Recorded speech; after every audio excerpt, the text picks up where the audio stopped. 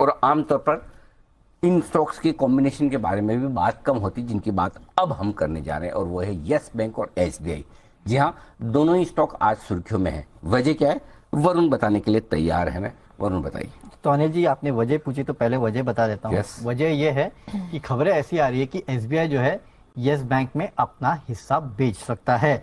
अब ये क्यों है, इसके पीछे स्टोरी क्या है और कितना हिस्सा बिक सकता है, ये मैं आपको बताता हूँ। लेकिन उसके पहले सबसे पहले डेट के बारे में बताता हूँ, क्योंकि काफी चर्चा ये भी चल रही थी कि शायद 6 मार्च को ये हिस्सा बेचेंगे, क्योंकि इस दिन पे लॉक इन पीरियड खत्म हो रहा है। तो मैं आपको बता दूं, जो लॉक इन है वो दरअसल 13 मार्च को खत्म हो रहा है। क्योंकि अगर आप येस बैंक की प्रेस रिलीज देखेंगे तो इन्होंने जो बैंक्स को अपने शेयर्स अलॉट किए थे, जब येस बैंक मुसीबत में था और एसबीआई और बाकी कंसोर्शियम ने यहाँ पे पैसे लगाए थे, तो वो था 13 मार्च, जब एचडीएफसी, आईसीआईसी, एक्सिस, कोटक इनको स्टॉक्स अलॉट किए गए थे, और 14 मार्च को एसबीआई को अलॉट किए गए थे। तो उस लिहाज से देखेंगे तो 13 और 14 मार्च ये 2 दिन है जहां पे आपको नजर रखनी है। तो 13 मार्च को ये जो 3 साल का लॉक इन है जो कि आरबीआई ने रखा था, वो खत्म होने वाला है, और इसके बाद माना जा रहा है कि एसबीआई जो है वो यहाँ पे हिस्सा बेच सकता है। और अगर हिस्सा बेचा एसबीआई ने तो कितना हिस्सा बिकेगा, करीब करीब 26% के आसपास जो है वो एसबीआई के पास हिस्सा है, और बाकी बैंक्स के आसपास अगर आप देखेंगे तो 5% के आसपास का हिस्सा है। तो कुल हिस्सा बिकने को 31% आ सकता है, यानी कि 900 करोड़ के आसपास शेयर जो है वो बिक सकते हैं। 900 करोड़ का कैलकुलेशन कहां से आया, 605 करोड़ शेयर जो है वो एसबीआई के, जो कि लॉक इन में थे।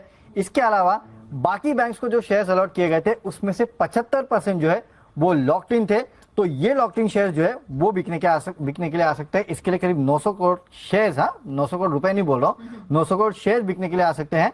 इंटू आप 17-18 रुपए के आसपास करेंगे तो करीब 15,000 करोड़ के आसपास की बिकवाली जो है वो हो सकती है। देखिए, दरअसल जब अलॉट किए गए थे एसबीआई को कहा था कि 26% के नीचे आप आ नहीं सकते, तब एसबीआई का हिस्सा करीब 48% था जब एसबीआई ने यहाँ पे स्टेक खरीदा था। उसके बाद एफपीओ आया तो स्टेक रिड्यूस हुआ 30% के आसपास। आपको याद होगा पिछले साल ही यस बैंक ने कार्लाइल और एडवेंट को इक्विटी शेयर्स और वारंट्स जारी किए थे। उसके बाद हिस्सा कम होकर 26% हो गया। अब 26% के नीचे एसबीआई मार्च तक जा नहीं सकता। अब ये वारंट्स जो है वो भी कन्वर्ट होंगे, याद रखिएगा। और जब वारंट्स कन्वर्ट होंगे तो एसबीआई का हिस्सा जो है वो वैसे ही 26% से गिर के 24% पे आ जाएगा।